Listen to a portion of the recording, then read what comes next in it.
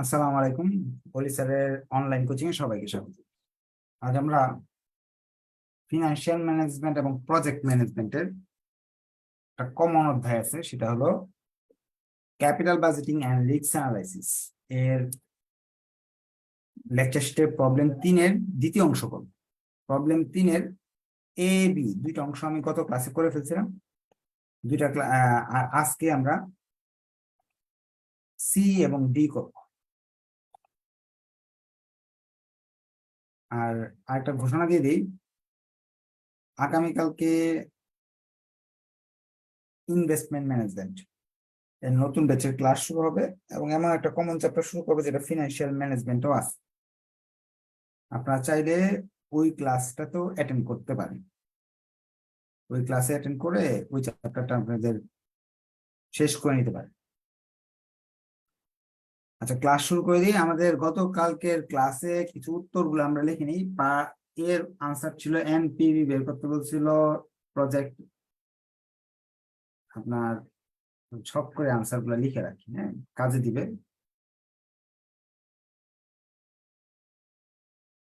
আপনার প্রজেক্ট এ আর project B প্রথমে বলছিল এনপিভি বের করবা রিস্ক ঝুঁকি ছাড়া, ঝুঁকি অ্যাডজাস্টমেন্ট ছাড়া এনপিভি বের করে দেখাবা। এটা করছিলাম আমরা। এরপর বলছিল 2 নম্বরে ঝুঁকি অ্যাডজাস্ট করে এনপিভি বের করবা। সেটার আনসার আসছিল আমাদের 4,06,440, 4,06,440, 3,83,120। এখন 3 নম্বর রিকোয়ারমেন্টে বলছে আইআরআর বের করবা। আইআরআর এটারও বের করতে হবে, এটারও বের করতে হবে। আইআরআর বের করতে বলছে compute the internal rate of return. IRR আমরা ঝুঁকি অ্যাডজাস্ট করা আইআরআর বের করবো, কারণ প্রশ্নে এটা লেখা থাকবে ঝুঁকি অ্যাডজাস্ট করার পর আইআরআর বের করতে বলছে। আমরা ঝুঁকি অ্যাডজাস্ট করার আগের আইআরআর বের করবো না। Compute the IRR internal rate of return ঝুঁকি অ্যাডজাস্ট করার পর আর কি সার্টেনলি ইকুইভ্যালেন্ট মেথডই করবে, ঠিক আছে। এর বানানো অঙ্ক তো, এই জন্য এখানে স্পষ্ট লেখা নাই, এমনি লেখা থাকে সার্টেনলি ইকুইভ্যালেন্ট নিয়মই করতে হবে। আইআরআর করার জন্য 2টা রেট লাগে। আইআরআর এর সূত্রে 4টা অপশন থাকে, এ বি সি ডি। সূত্রটা এগুলো আইআরআর আছে। সূত্র বলতেছে এ বি সি ডি মান থাকবে। আইআরআর এর সূত্র এরকম, IRR IRR A plus C D minus C minus D B minus A, এরকম একটা সূত্র। এতে বোঝা হলো ছোট হার, ছোট হার। বিতে বোঝায় বড় হার। সিতে বোঝায় হলো পজিটিভ এনপিভি। ডিতে বোঝায় নেগেটিভ এনপিভি। 10%, এইগুলো কিন্তু 10% দিয়ে করা আর কি। এই এনপিভিটা যে বের করছি আমরা 10% দিয়ে করা। এখন আইআরআর করার জন্য 2টা রেট লাগবে, 2টা এনপিভি লাগবে। প্রজেক্ট এ কিন্তু একটা এনপিভি বের করে রাখছি, 4,06,440 বের করা আছে।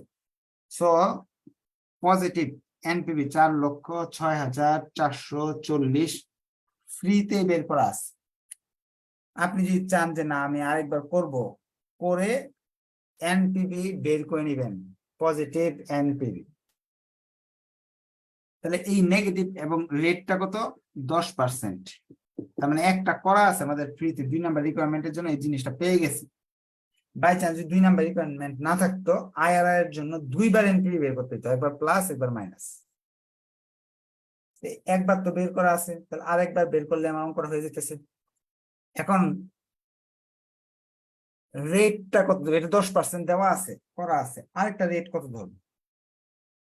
একটা নিয়ম লিখে রাখে, এনপিভি এনপিভি যদি পজিটিভ হয়, রেট প্লাস করতে হবে, বাড়াতে হবে, বৃদ্ধি করতে হবে, বাড়া বৃদ্ধি করতে হবে।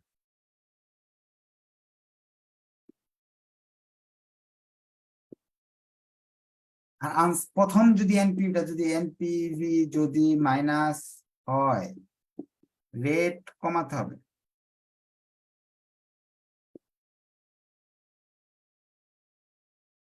যেমন এখানে এনপিভি প্লাস আছে 4 লাখ টাকা, রেটটাকে বাড়াতে হবে, বাড়ায় এমন একটা রেট ধরতে হবে যাতে এনপিভি মাইনাস আসে। তাহলে আমরা এক কাজ করি, বড় দেখে যে যে অনেক টাকা লাভ করছে, 4 লাখ টাকা লাভ হইতেছে, এটা যে এনপিভি আছে এটা রেটটা আমরা বড় দেখে ধরি। নতুন একটা এনপিভি বের করবো, রেট ধরতেছি আমরা 45%, NPV at the rate 45%। NPV করতে হলে তো এরকম ঘর করতে হবে, দাগ দিতে হবে কয়টা? আগের বারের মতো 5টা দাগ দিতে হবে।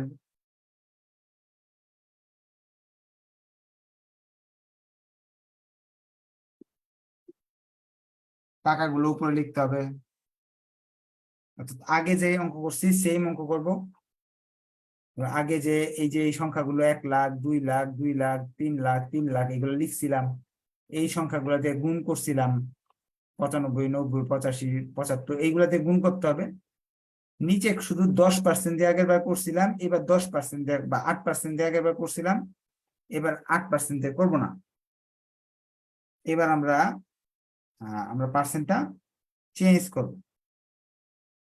এখানে একটু ভুল আছে, এটা 8% ছিলাম, 10% লিখে রাখছি, এটা 8% ছিল, আর এটা ছিল 10%, এখানে 8 হবে।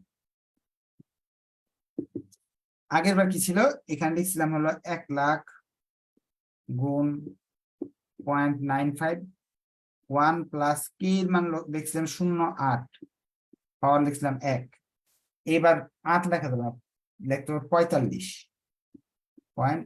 আপনি এটা ধরে নিচ্ছি 45, আপনি 50, 60, 40 ইচ্ছা মতো করতে পারেন। তাহলে এখানে চেঞ্জটা হচ্ছে, এখানে 45 দিয়ে আমাকে অঙ্কটা করতে হবে।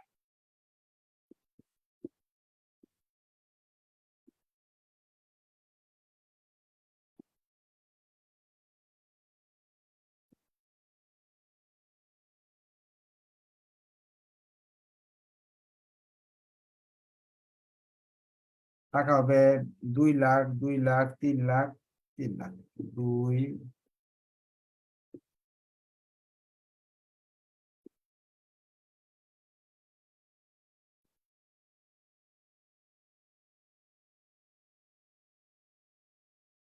90, 85, 80, 75। ক্যালকুলেটর চাপ দিলাম, আনসার এনসি হইল আপনার 3 লাখ টাকা। আগে ক্লাস করে নিতে হবে, আজকে যদি নতুন হন তাহলে কিছু বুঝবেন না। আর এটা দ্বিতীয় অংশ অঙ্কের, আমরা সি পাঠ করতেছি। আনসার আসলো, আনসার দেখাইলাম না আপনাকে করে, -3,715 টাকা, মাইনাস -3,715 টাকা। তাহলে বড় হার হলো 45%, আনসার আসছে -3,715 টাকা। তাহলে আইআরআর করতে গেলে এই 4টা জিনিস লাগবে, দুইটা এনপিভি লাগবে, দুইটা রেট লাগবে। যেমন দুইটা এনপিভি, এই যে একটা 8%-এর পাইলাম এনপিভি, পাইলাম এটা 45% এনপিভি, এটা পাইলাম। এখন আইআরআর এর সূত্র ব্যবহার করবো, এটা প্রজেক্ট এ করতেছি।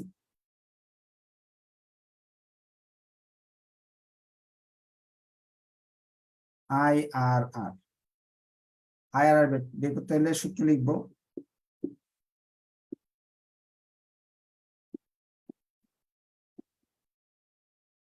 এর মান হলো ছোট হার 8%, সি এর মান হলো পজিটিভ এনপিভি,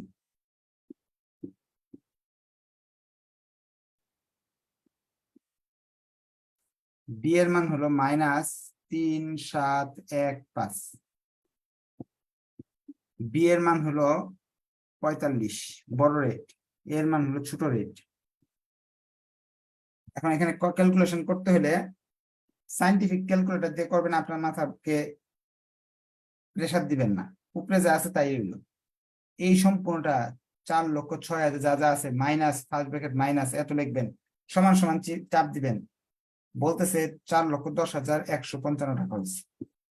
মাইনাস মাইনাসে প্লাস হয়, এটা আপনার বুঝার এত দরকার নাই, আর বুঝলে তো ভালো।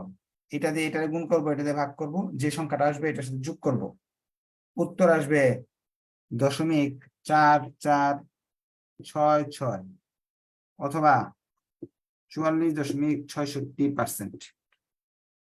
তাহলে আমরা আইআরআর পাইলাম, এটা 44.66%। প্রজেক্ট বি টাও এভাবে করতে হবে, প্রজেক্ট বি সেম কাজ করতে হবে। প্রজেক্ট বি এর জন্য এ বি সি মান আমি দেখি। প্রজেক্ট বি করতে গেলে ছোট হার হলে 8% রেটে 3 লক্ষ এত,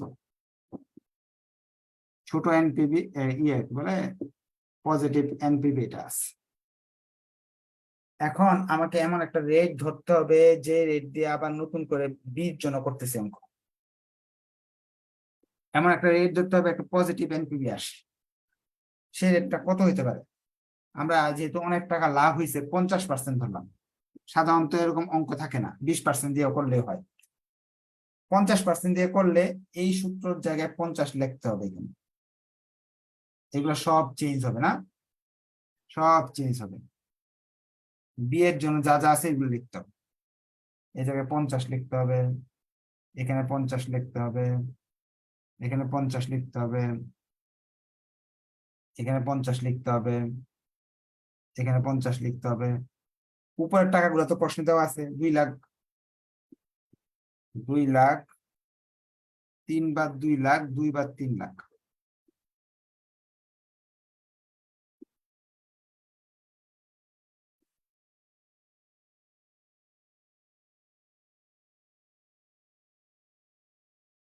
ফ্যাক্টর গুলো দেওয়া আছে, একটা 90, পরেরটা 80, পরেরটা 70, পরেরটা 60, পরেরটা 50। ক্যালকুলেশন করলাম, মান আসলো 5,516 টাকা, মাইনাস 5,516 টাকা, মাইনাস 5,516 টাকা।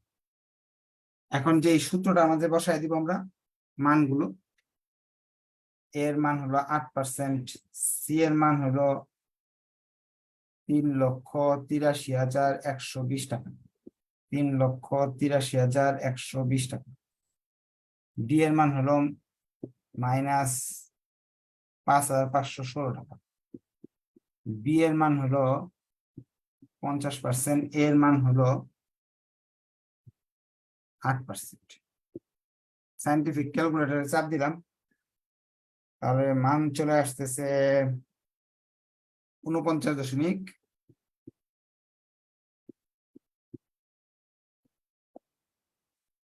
আজকে ক্যালকুলেশন দেখাইলাম না, যেহেতু আপনাদের আগে এগুলো করানো হয়েছে অনেকবার।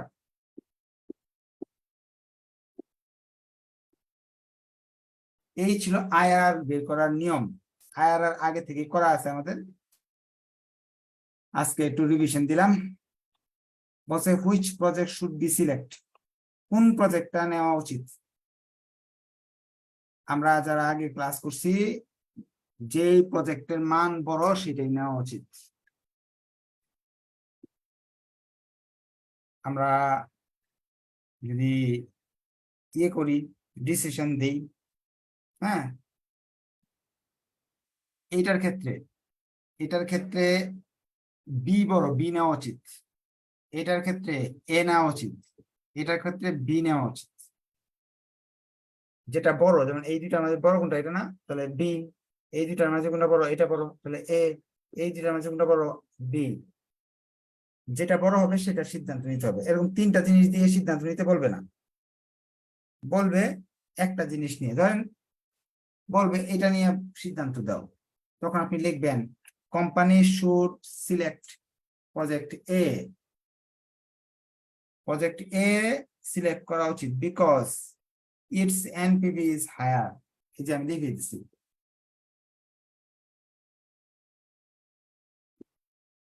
যদি আমাদের যে কোনো একটা নিয়ে বলে,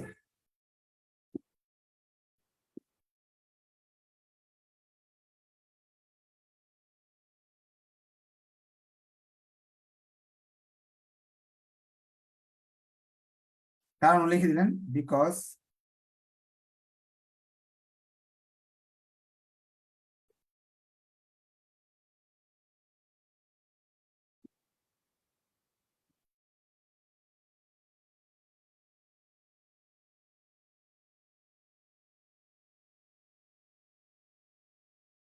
শেষ। যদি বলে এটার আলোকে বলো, তাহলে লিখবেন project B should be selected because it's NPV is higher. যদি বলে এটার আলোকে করতে, project B should be selected because its IRR is higher. আর যদি বলে মিউচুয়াল সবগুলো বিবেচনা করো, তাহলে বি একটা দুইবার ভোট পাইছে, তাহলে আমরা বি দিব। Project B should be selected because it's NPV and IRR is higher. কারো কোয়েশ্চেন থাকলে হাত উঠান, কোয়েশ্চেন করতে হবে না। কথা থাকলে, প্রশ্ন থাকলে হাত উঠান, প্রশ্ন করেন, প্রশ্ন করেন। কি প্রশ্ন?